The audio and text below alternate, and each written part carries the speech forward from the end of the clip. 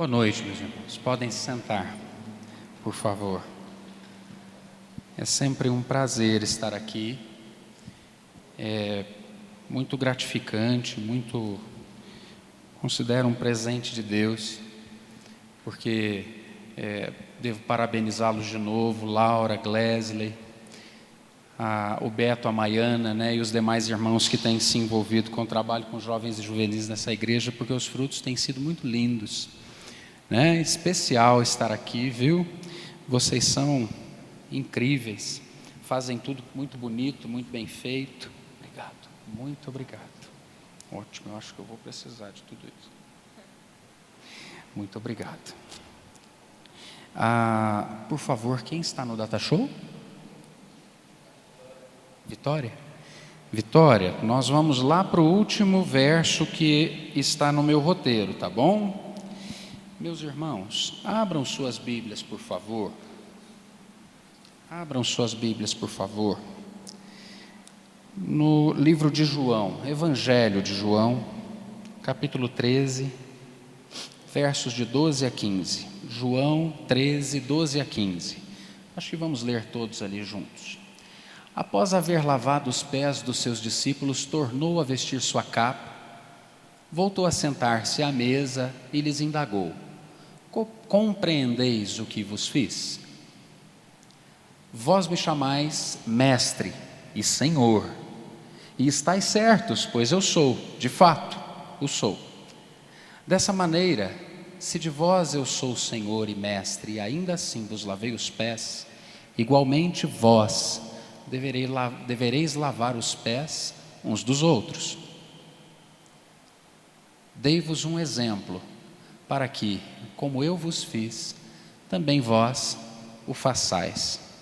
Antes de nós começarmos, vamos curvar nossas cabeças de novo e vamos orar mais uma vez.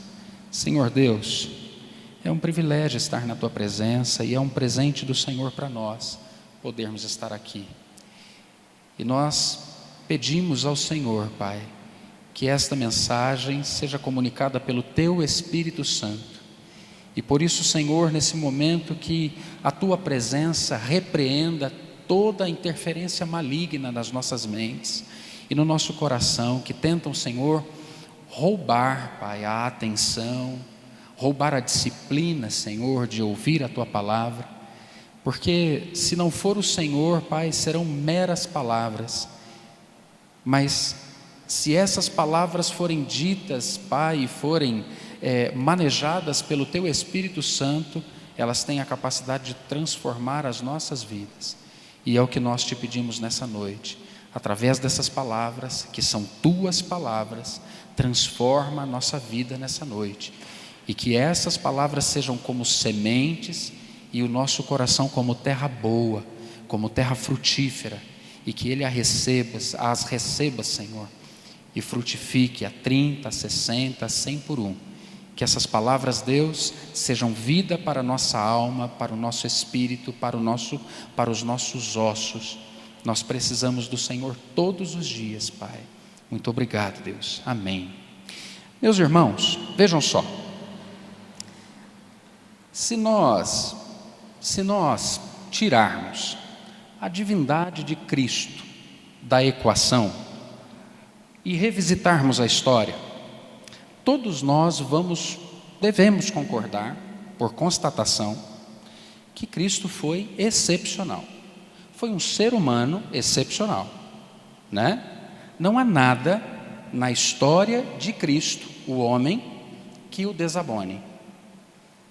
Não houve um cheque pré-datado que ele deixou para trás antes de morrer aos 33 anos aproximadamente, né? Não houve alguém que ele tenha ofendido sem razão. Aliás, não houve quem ele tenha ofendido, ele sempre era direto, né? Tratava o problema e não a pessoa, né? Era muito lindo quando Cristo falava do pecado, ele tratava o pecado, ele não tratava o pecador, né? Ele acolhia o pecador, mas o pecado tratava e tratava severamente. Todos esses filósofos que eu e você escutamos na escola e na faculdade, Sócrates, Aristóteles, os filósofos aqui do mundo ocidental, né, que influenciaram a filosofia ocidental e que nós tanto ouvimos, Todos eles foram homens maravilhosos, homens incríveis, que marcaram não só as suas gerações, mas produziram tanto conteúdo que até hoje a gente escuta sobre eles e a leitura sobre eles efetivamente transforma. Pode não transformar o caráter, mas o moral do cidadão transforma. O caráter eu tenho um pouco de dúvida, quem for da psicologia depois me procura para me explicar se é possível, mas a conduta sim. Um dia leiam, é um livrinho fininho assim, lindo, chamado Ética a Nicômaco. Foi um livro que Aristóteles teria escrito ao seu filho. Lindo livro, fantástico, incrível. Essas palavras são muito legais, elas são bacanas para valer. Mas nenhuma das filosofias que se levantaram, que se ergueram antes e depois de Cristo, são tão eficazes e tão contundentes quanto as palavras que vieram parar nesse livro. E por favor, me aponte qual foi o livro que Cristo escreveu na Bíblia. Qual foi, Glesley? Primeira Jesus, segunda Jesus, né? Não tem carta que Cristo tenha escrito. Alguém escreveu sobre a sua vida, né? Incrível isso, né? Se eu tivesse que dar um nome à mensagem de hoje, chamaria de excelência como hábito cristão. Excelência como hábito cristão. Não pense que quando o Senhor levanta uma pessoa para vir aqui à frente falar, Ele está falando para vocês, não é. Ele está falando conosco, né? A paulada começa exatamente aqui, e ela é preciosa, ela é sempre bem-vinda, porque a palavra de Deus diz que vós que sois maus, se vós que sois maus, sabeis dar boas dádivas aos vossos filhos, quanto mais o vosso Pai que está no céu, né? E eu me lembro das surras que eu tomava muita surra, porque eu era muito arteiro. A última que eu tomei foi aos 12 anos, inesquecível em mim, igual o Sandy Júnior, impressionante, marcou minha vida, né? Marcou mesmo, literalmente assim, as coxas, a canela, porque foi cintada. E meu pai dizia assim: acha que eu gosto de fazer isso? Faço porque te amo, porque quero que você seja um bom homem, né? E doía mesmo nele, eu tenho certeza, porque hoje eu dou uns tapinhas na bunda da Manuela para assustar e já dá uma coisa assim no coração da gente, né? Olha com aquele olhinho assustado para a gente, terrível, mas a gente faz mesmo assim, porque ama. Agora imagine o Senhor, quando vem e nos admoesta, quando vem e nos chama a atenção para fazer a nossa vida, que já é boa, ainda muito melhor. E se ela estiver ruim, capengando, meio desequilibrada, aí é para consertar tudo mesmo. Então, abramos o nosso coração na noite de hoje e vamos ouvir do Senhor essa repreensão, não como um chamado da religião, porque isso é muito chato, mas um chamado do Cristo vivo, que quer transformar a nossa vida. Pastor Sérgio, que foi pastor aqui antes, pastor do querido pastor Ezequiel, tem uma frase que eu gosto muito. Ele dizia assim: a religião está fadada ao fracasso, porque ela é uma tentativa humana do homem se comunicar com Deus, se linkar com Deus. Então a religião, da forma como nós conhecemos, e aí você estuda ela de forma científica, né, Benaia? Eu acho que não tem muito sucesso para ela não, né? Porque a gente inclusive vê as maiores atrocidades, né, do mundo moderno, inclusive serem cometidos a pretexto da defesa da fé, ou de uma fé. Então vamos ouvir isso hoje como uma palavra carinhosa, como uma palavra bastante gentil do Senhor, de chamar nossa atenção. Eu cresci na igreja, e assim como vocês, desde muito cedo estava aqui, cantando Para Te Adorar Eu Vivo, Vivo Só Para Te Adorar, Meu Prazer é Estar nos Átrios do Senhor. Eu cantei todas essas canções. Cresci na igreja, e acho que isso me deu, aspas, autoridade para dizer que no tempo atual, né, essa é uma constatação, uma triste constatação, no tempo atual, nós temos muito discurso e pouca vida. E eu torno a perguntar: qual foi o livro que Cristo escreveu?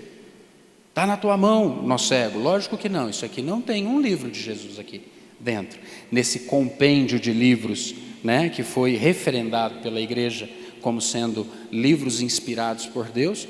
não tem nenhum livro que Jesus tenha escrito, não tem nenhuma lição de moral que Jesus tenha deixado aqui catalogada. Ele não perdeu tempo fazendo isso, mas ele gastou todo o tempo da sua vida vivendo e inspirando a outros. Eu disse no início, se nós tirarmos a divindade de Cristo da equação, ele ainda será incrível, porque Cristo influencia um grupo de homens que transformam o mundo com a sua forma de falar, vestir, com a sua forma de viver. Aquilo era insuportável para quem convivia. Depois de um tempo eu fui entender, me deixa abrir um parêntese aqui, por que Deus fez isso. Fez isso que eu vou contar agora, e conto isso com muita alegria, para a honra e glória do Senhor. A maioria dos irmãos sabem, né? Eu perdi minha esposa vai fazer 2 anos. E aí eu sou professor, né? Aqui em Campinas e tal, então todo mundo ficou sabendo, né? E aí eu voltei para a sala de aula no semestre seguinte, porque eu tinha um semestre de gancho lá. Eu voltei para a sala de aula e todo mundo assim, eu acho que esperava me encontrar cabisbaixo e tal, porque eu falava muito da Marcela em sala de aula, todos os meus alunos a conheciam. Eu dizia que ela batia em mim, que ela era muito brava, que eu não podia me atrasar para chegar em casa e tal, e todo mundo a conhecia sem saber quem ela era.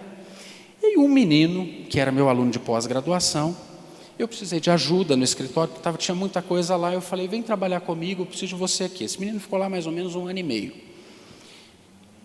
E aí esse menino contou para o Renato, para o Brito, pai do Juninho, que ele falou assim, cara, eu não entendi.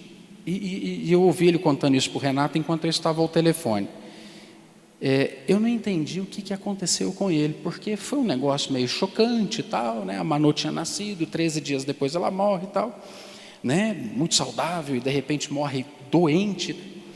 Aí ele falou assim, eu não entendi, cara, e eu pensei que ele ia dobrar, mas não, estava aí, né? E aí eu fui perguntar para ele qual que era o remédio que ele estava tomando e tal, eu ouvindo ele contar isso lá no Renato, lá no escritório. E eu disse a ele, graças a Deus eu não precisei de remédio, se eu precisasse eu tomaria com toda tranquilidade, mas não precisou, né? Para me tratar naquele momento e tal, não precisou. O Senhor trabalhou claramente no meu coração, filho, eu tirei, louvado seja o meu nome, segue a vida, né? Fomos muito felizes e tal, deu tudo certo. E esse menino se entregou para Jesus, gente, de uma forma incrível. Veio facinho, assim, foi um presente que Deus me deu. Entregou o coração para Jesus lá no escritório, assim. Aí ele morria de medo de pegar coronavírus, é um menino de 26 anos. E ele se tornou notícia há poucos dias atrás, eu acho que 1 mês e meio, 2 meses atrás, porque foi o único menino que faleceu na cidade com coronavírus, 26 anos, um menino muito novinho, né?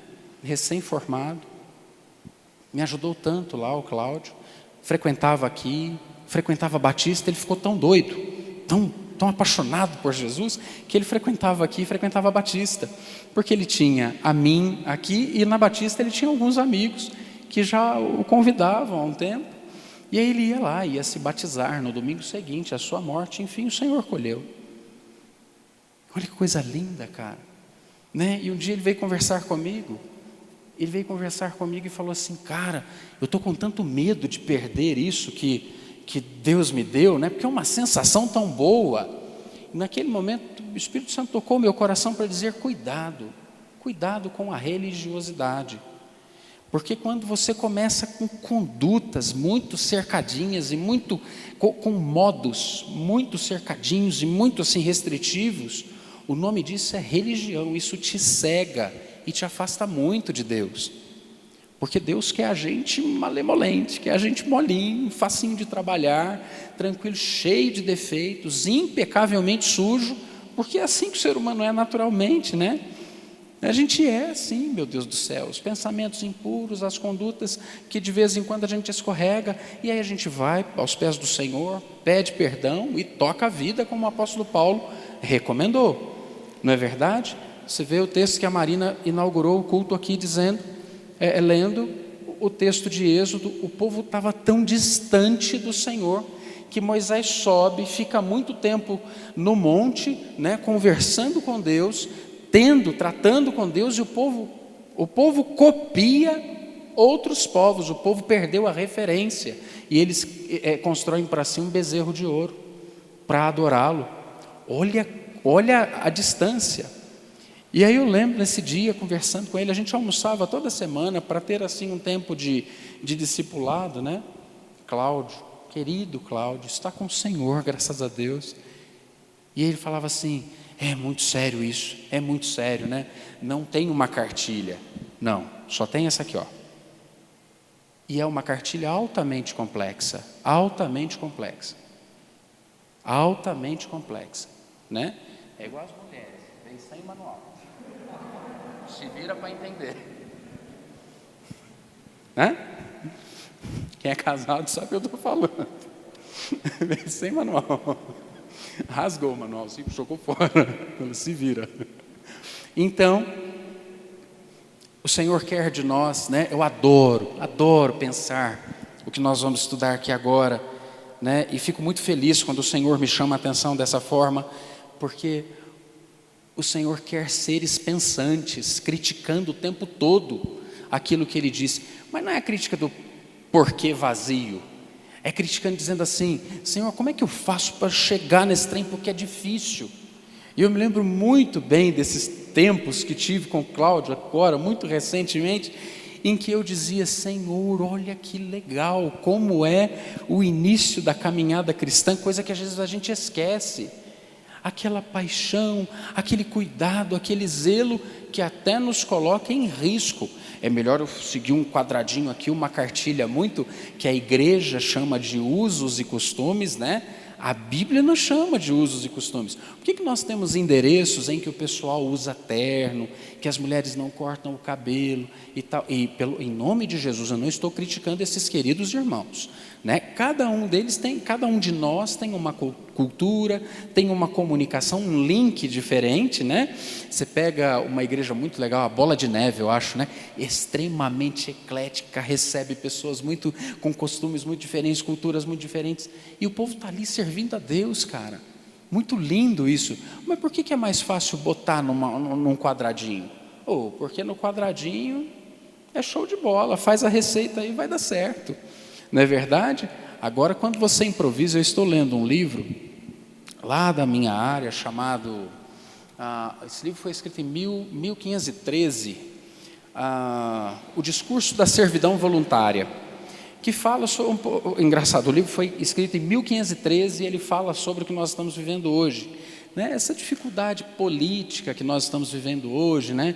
De uma servidão assim cega, de uma servidão irrefletida, né? Nos governos, nos governantes. Fica em casa, depois pode sair de casa, come ovo, agora não come ovo nunca mais, leite faz mal, agora bebe leite até estourar, e a gente não sabe mais, né? Como seguir, e esse discurso critica justamente a nossa capacidade de criticar. E diz assim, o que você está fazendo com esse intelecto, né?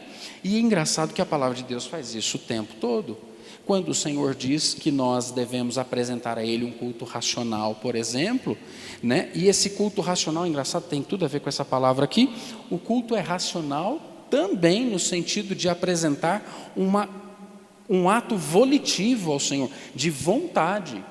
Senhor, eu quero fazer assim, dançar, me libertar, ou então, Senhor, eu estou bem à vontade contido, exatamente como eu e algumas outras pessoas que não tem jeito nenhum, vai passar muita vergonha se soltar, e não tem vontade de se soltar, não é verdade? Mas e se te der vontade de pirar o cabeção? Pira o cabeção, fica legal, vai ficar bacana também, mas seja feliz na presença do Senhor, seja livre, não segue a cartilha não, que a cartilha é chata para valer. Ela dá problema, porque ela enrijece e afasta as pessoas, porque o meu Deus é muito melhor do que o do Luan. E você viu o Luan, o que o Luan fez? Luan, né, Luan? E aí a gente vive apontando os erros dos outros. Em nome de Jesus, irmão, para com isso, né?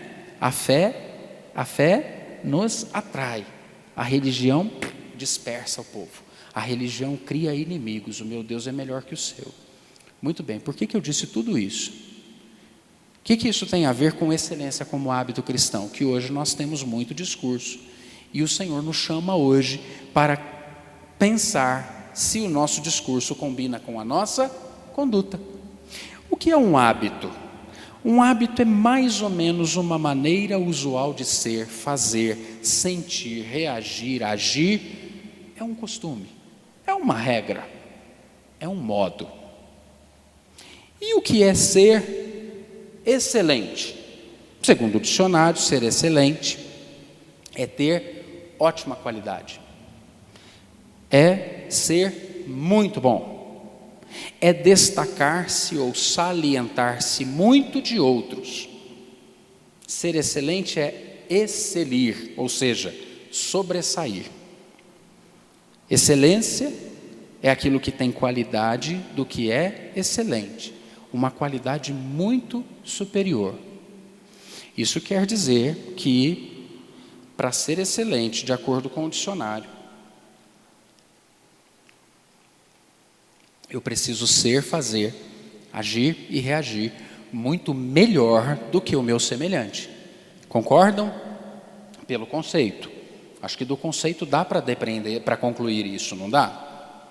Ser excelente é arrebentar a boca do balão, é fazer melhor que os outros. Então, se nós estivermos fazendo uma prova, é tirar a melhor nota. Se nós estivermos competindo, é tirar o primeiro lugar. E assim vai. Se nós estivermos cantando, é ser o mais elogiado.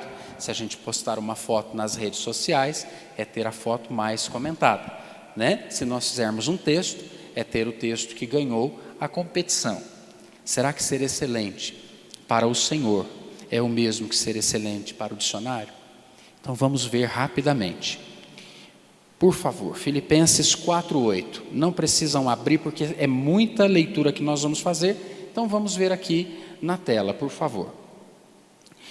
Agora, se quiserem abrir também, pelo amor de Deus, fiquem à vontade, né? Filipenses 4:8. Concluindo, caros irmãos, absolutamente tudo que for verdadeiro, tudo que for honesto, tudo que for justo, tudo o que for puro, tudo o que for amável, tudo o que for de boa fama, se houver algo de excelente ou digno de louvor, nisso pensai.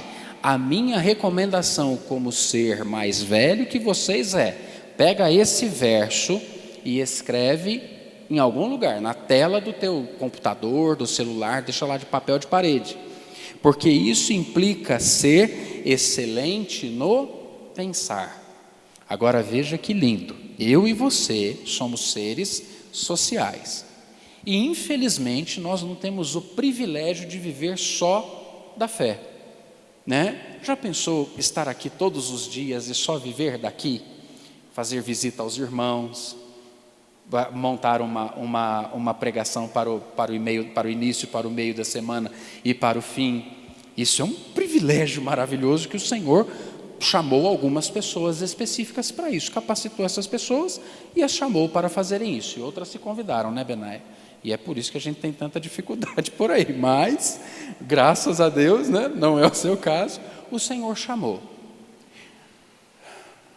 Benaia, é muito mais fácil conviver lá na faculdade do que na vida aqui social?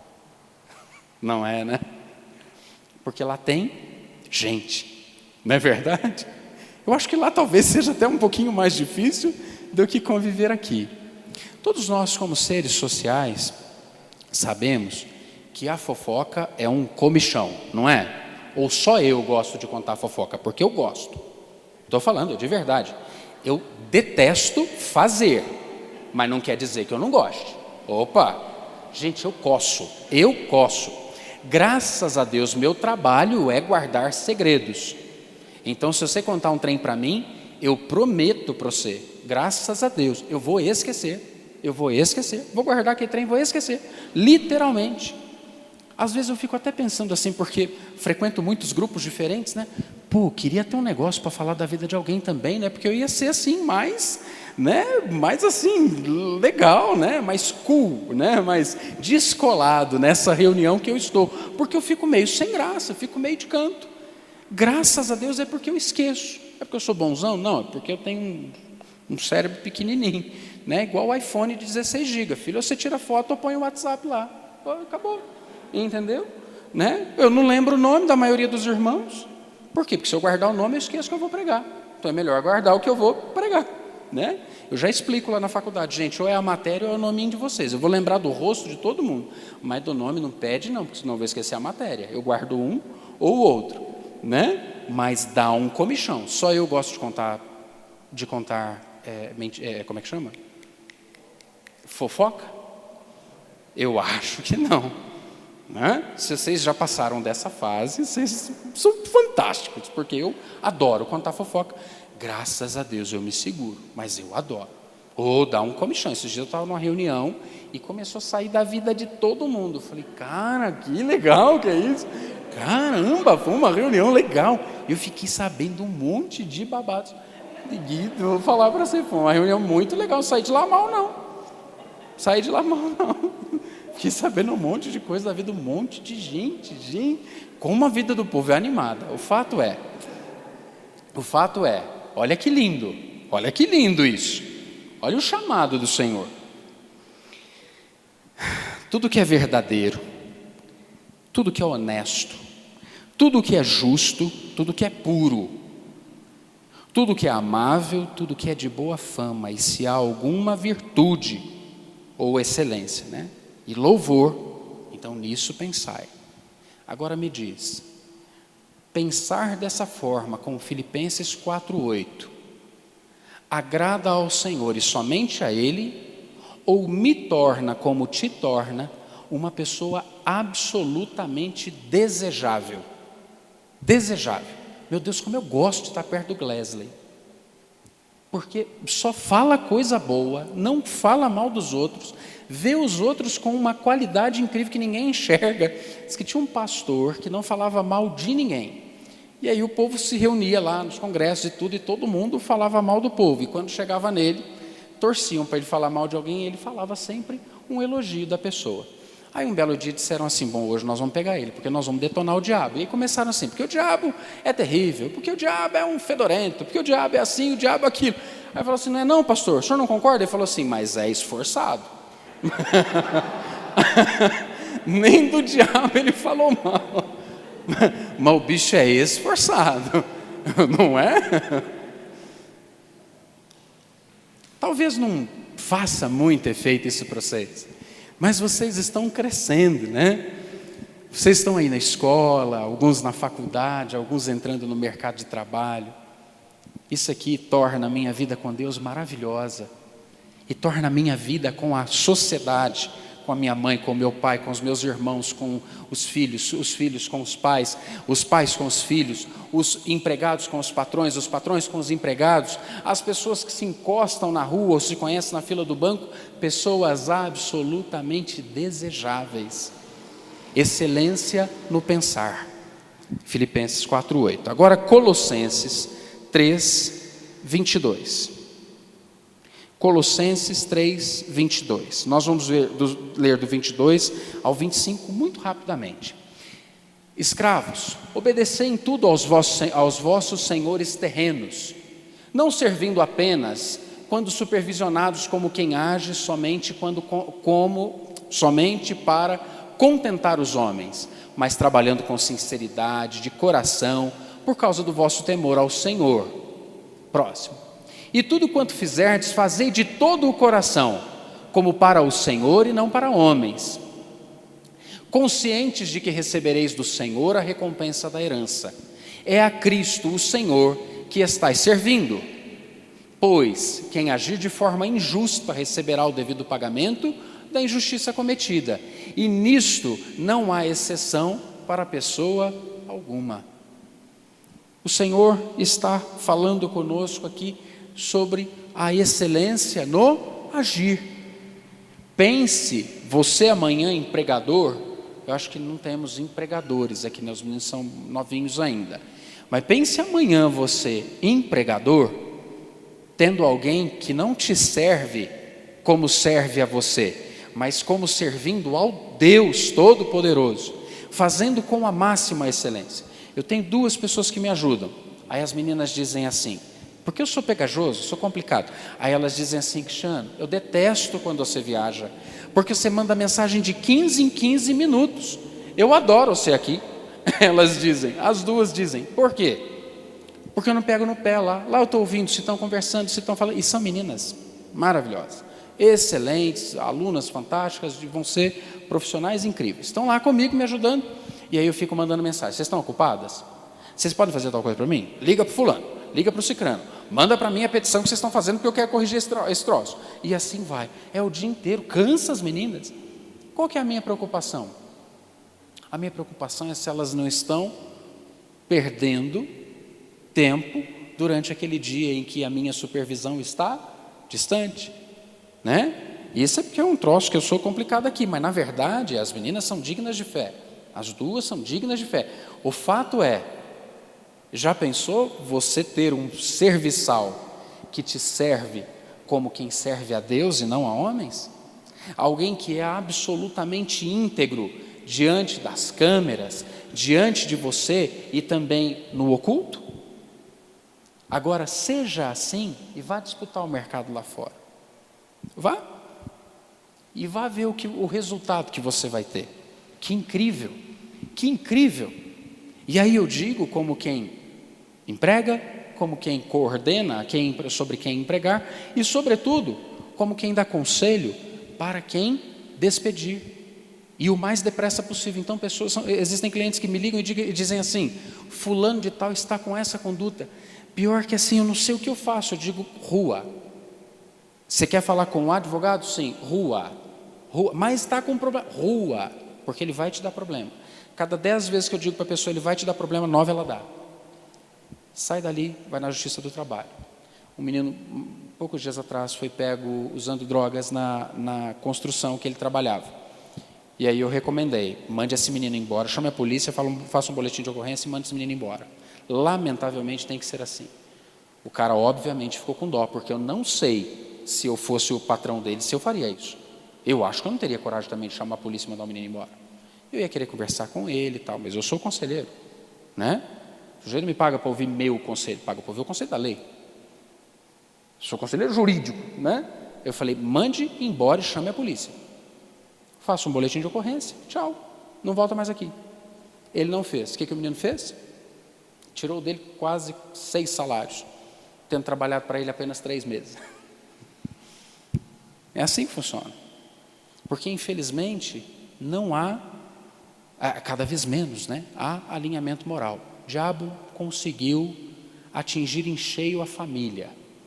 O diabo atingiu a família, ele detonou a formação moral das pessoas. A igreja tem tentado, a igreja ainda é a resistência, tem tentado rescaldar a formação moral das pessoas, porque a igreja é composta por famílias, e graças a Deus imperfeitas. Mas o sujeito que está aí, igual aquela música, salvo engano, do Skank lá, o acaso vai te proteger enquanto eu andar, vai me proteger enquanto eu andar distraído, né? Não é do Skank, mas é uma música até muito interessante, chamada Epitáfio. Já ouviram? Muito interessante a música. Aí o sujeito diz assim: o acaso vai me proteger enquanto eu andar distraído. É o acaso mesmo. Se der certo é puro acaso, se não for sob a proteção do Senhor. Só que o Senhor Deus é um gentleman, é um lord. Ele é absolutamente educado. Se nós não convidarmos, não toma conta da nossa vida, não. Aí é o acaso mesmo. E precisam ver como o mundo está lá fora. Estou falando com pessoas adultas, né? E vocês já estão chegando aqui. Excelência no agir. Olha que coisa linda. Agora, vamos abrir em 1 Timóteo 6,11. 6,10, por favor. 6,10. Porquanto o amor ao dinheiro é a raiz de todos os males. Está escrito o amor ao dinheiro ali? Está escrito o dinheiro ali ou está escrito o amor ao dinheiro? Foi a reforma protestante que promoveu na história a ascensão da burguesia, viu? Capitalismo é diferente de capitalismo. Capitalismo é uma benção. Faz a gente ter dinheiro para comprar perfume, pentear o cabelo, comprar roupa, sair com a namorada, com o namorado e tal. Capitalismo é uma benção. O problema é o amor ao dinheiro. Não é o dinheiro não, o dinheiro é uma benção. Empregado no lugar certinho, no bolso. Porquanto o amor ao dinheiro é a raiz de todos os males, e por causa dessa cobiça, alguns se desviaram da fé e se atormentaram em meio a muitos sofrimentos. Próximo. Porém tu, ó homem de Deus, foge dessas ciladas e segue a justiça, a piedade, a fé, o amor, a constância e a mansidão. E essa é a excelência que o Senhor nos convida para viver. Excelência no viver. Precisamos ser excelentes no viver. Certo? Segue a justiça, segue o amor, segue a mansidão, segue a piedade, segue a paciência. Fantástico isso, né? Agora me diz, isso me aproxima de Deus? Quem acha que aproxima? Ué, pelo amor de Deus, isso me aproxima de Deus, com certeza. Isso torna a minha vida melhor? Muito melhor. Aí fora, aqui dentro, em qualquer lugar da minha vida, em que eu estiver. Agora, todos esses fundamentos são para ser exercitados na nossa casa, viu? Um tempo atrás, eu aconselho muitas famílias, em razão do tipo de direito que trabalho. Aí o povo vai lá e quebra o pau. Antes, na minha sala, tinha uma mesa para atender as pessoas. Hoje não tem mesa mais não, tem sofá. Porque o povo ficava se acotovelando assim, ó, era capaz de sair briga. Quase saiu briga lá 2 vezes. E você pensa que eram pessoas que estavam brigando por contrato? Não, eram irmãos que estavam brigando por herança.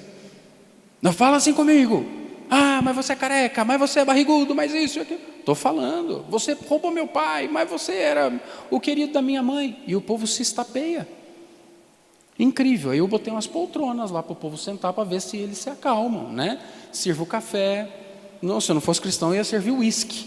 Porque se embebeda, fica mais calmo, dá umas risadas, pela misericórdia. É tenso de vez em quando. Né? Então, eu costumo dizer assim aos meus clientes, digo assim, filho, os seus melhores talheres, os seus melhores hábitos são para serem exercidos dentro da sua casa, viu? Exerce com os outros aí fora, não, que isso daí não faz o menor sentido. Portanto, quando nós cantamos que adoramos ao Senhor, que amamos ao Senhor, que nascemos para adorar e amar e viver para o Senhor, que isso seja primeiro no nosso quarto, seguindo a justiça, a mansidão, o amor aqui, olha, aqui, depois lá fora, certo? Benaia vem, pisa no meu pé, dou logo um chega para lá no Benaia, e ali eu sou uma doçura, ai que fofura ali fora, e aqui sou um estúpido, com meu irmão. Faz sentido? Agora o Senhor chama a tua atenção para isso? Não, Ele chama a nossa atenção. A nossa. Essa palavra é para nós, porque isso é muito sério. Já estou acabando. Tito 2:7. Tito 2:7.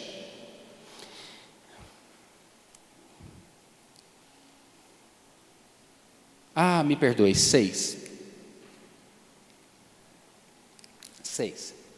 Exorta de igual modo aos jovens para que tenham bom senso, que teu modo de agir seja exemplar em tudo, na teologia, mostra integridade, sobriedade, próximo, linguagem sadia e irrepreensível, para que todo inimigo seja envergonhado, não tendo razão para falar mal de vós. E essa é a excelência que o Senhor nos chama hoje para o discipulado. Me incomoda um pouquinho, e se você falou ou pensa dessa forma, por favor, não se ofenda com o que eu vou dizer.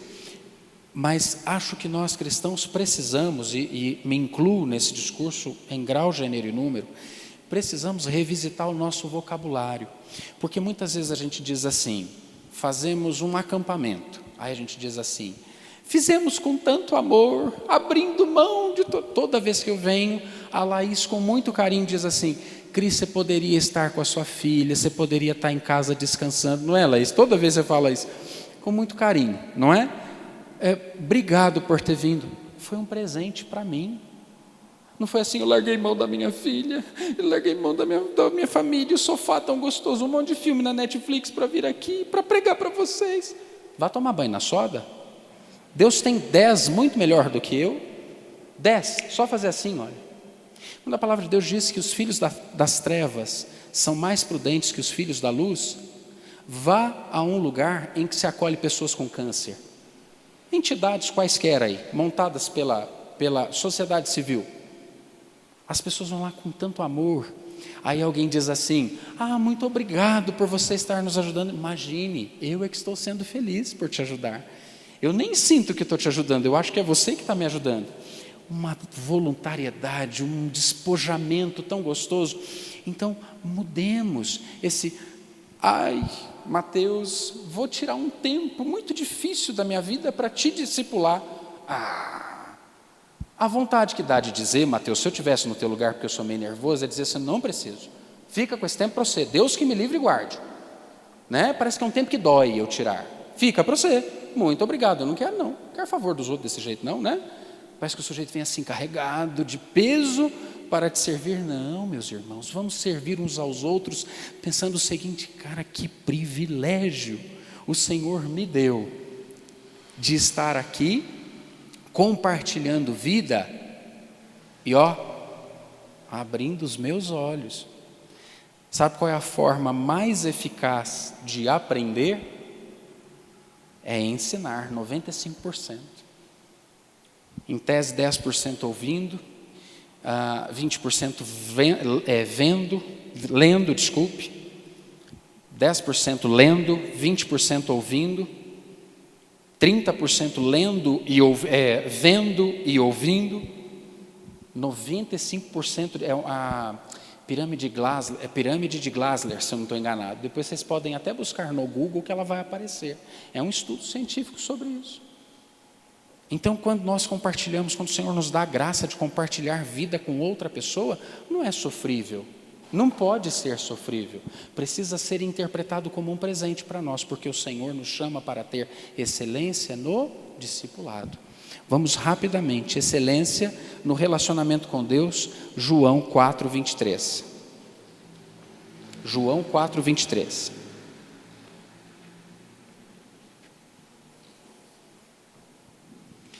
Mas a hora está chegando, e de fato já chegou, em que os verdadeiros adoradores adorarão o Pai em espírito e em verdade, pois são esses que o Pai procura para seus adoradores. Quem são os que adoram em espírito e em verdade? Obviamente esse verso dá um estudo lindo, teológico, uma palavra só esse verso, uma palavra para um sábado à noite. O fato é, vamos simplificar, porque a gente anda muito arrojado, sabe, Benaia? A gente está muito arrojado. Misericórdia.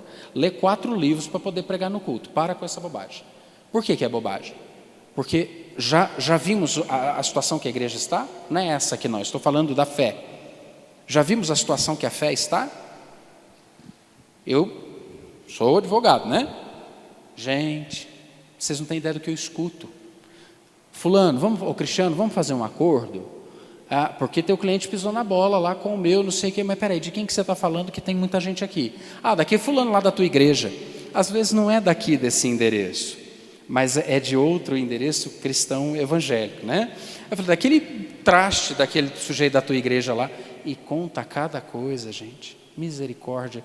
Nós cristãos estamos pisando na bola porque a gente já não tem mais nome, não tem mais honra, não tem mais honradez, não tem mais conduta.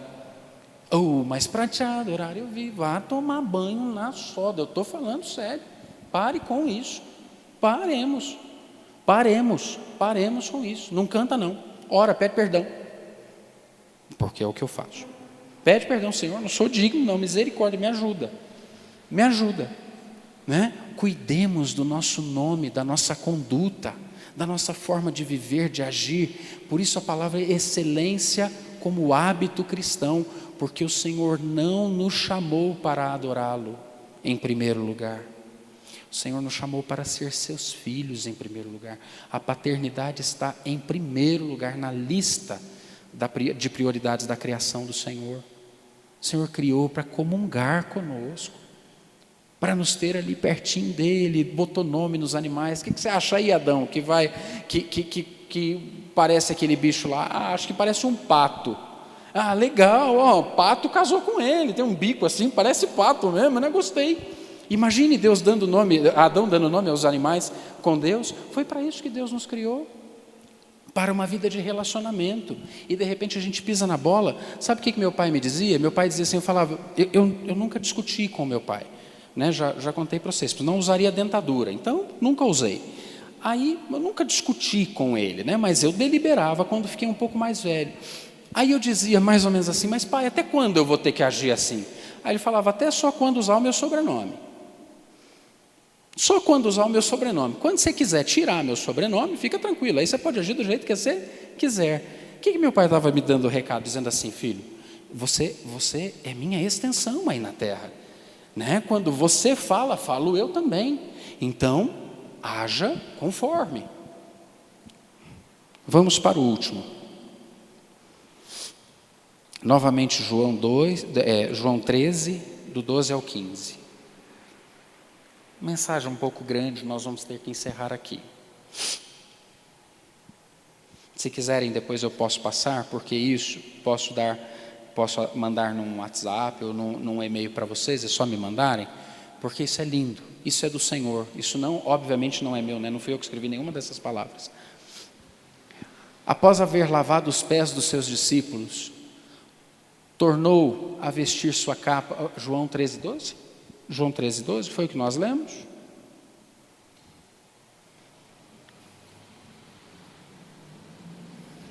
João 13:12 ao 15, né? Isso. Após haver lavado os pés dos seus discípulos, tornou a vestir sua capa, voltou a sentar-se à mesa e lhes indagou: compreendeis o que fiz? Próximo. Vós me chamais mestre e senhor, e estáis certos, pois eu, de fato, o sou. Próximo.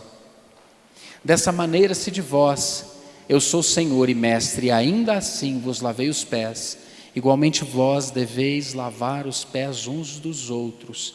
E isso, já literalmente estou encerrando, significa ser excelente como Jesus. O Senhor nos chama a ser excelentes como Ele. Cristo não se vangloriou de nada. Naquele momento tão terrível e tão decisivo para a humanidade de Cristo, Cristo poderia destruir tudo com uma só palavra. Com uma só palavra ele acabava com a brincadeira da crucificação ali, acabou. Pelo amor de Deus, é uma forma usual de falar, tá? Aquilo não foi brincadeira, é uma forma usual. Ele acabava com tudo aquilo, acabou. Mas o que ele escolheu fazer? Dizer: tetelestai, está consumado. O sacrifício definitivo, o sacrifício final está consumado. Cristo serviu como ninguém serviu. E Cristo serviu de uma forma tão impressionante que quem serviu depois dele, leiam um livro chamado Benaia, me ajuda, a história dos mártires. O livro dos mártires. O livro dos mártires. Tem aqui na Luz e Vida, um livro fantástico. Pessoas se entregando para morrer em nome do Evangelho, das formas mais atrozes, imagináveis. Morrerem queimadas, morrerem na arena, comidas por bicho, né? Comidas por leão, etc. Essas pessoas se entregavam com orgulho, voluntariamente. Quem era esse homem que levou essas pessoas de forma tão insana para o mundo a se entregarem assim pela sua fé? Era Jesus. E sabe o que ele fez? Não criou discursos fantásticos, nem uma doutrina impecável. Quem fez isso foram seus discípulos. Foi apóstolo Paulo, apóstolo Pedro, apóstolo Paulo, apóstolo Pedro, Tiago, e assim vai. Foram esses que lançaram as bases e estruturaram a doutrina cristã. Jesus amou as pessoas e viveu. E sabe qual é a consequência disso? É o último que nós vamos ler. Sabe qual é a consequência? Josué 1:7. Josué 1:7. Tão somente se de fato firme e corajoso, para teres o zelo de agir de acordo com todos os mandamentos da Torá, lei que te ordenou Moisés meu servo. Não te apartes dela nem para a direita nem para a esquerda, para que tenhas sucesso em todas as tuas realizações. Vai para a próxima, Jaqueline, por favor. Que o livro dessa lei esteja sempre nos teus lábios, medita nele de dia e de noite, para que tenhas cuidado de agir em conformidade com tudo que nele está escrito. Desse modo serás vitorioso em todas as empreitadas e alcançarás bom êxito. Essa é a consequência de ser excelente na vida com Cristo, na caminhada cristã. Porque ser excelente não é tirar a melhor nota, é se preocupar com o nome que nós carregamos, o nome de Cristo. É se preocupar com a forma como nós pensamos, agimos, reagimos, vivemos. Certo? Não é tirar a melhor nota, não é ser o melhor, é fazer, é dar sempre o melhor, como quem doa e serve a Cristo e não a homens. Lindo isso, né? Que o Senhor nos conduza nessa semana que se inicia amanhã, numa caminhada de excelência, de responsabilidade, né? Com o cristianismo, com a fé e com o amor que Ele nos deu. Porque aí quando nós cantamos aqui para te adorar eu vivo, é pura verdade, cheio de defeitos, impecavelmente corrupto, com certeza, mas não voluntário. A cada queda, levante e continue a correr, peça perdão e continue a caminhada, porque as quedas não são voluntárias. Certo? Vamos orar? Senhor Deus, em nome de Jesus, Pai, nós entregamos o nosso coração mais uma vez nas Tuas mãos, pedindo ao Senhor que nos receba no pouco que nos foi dado, Pai, escolher.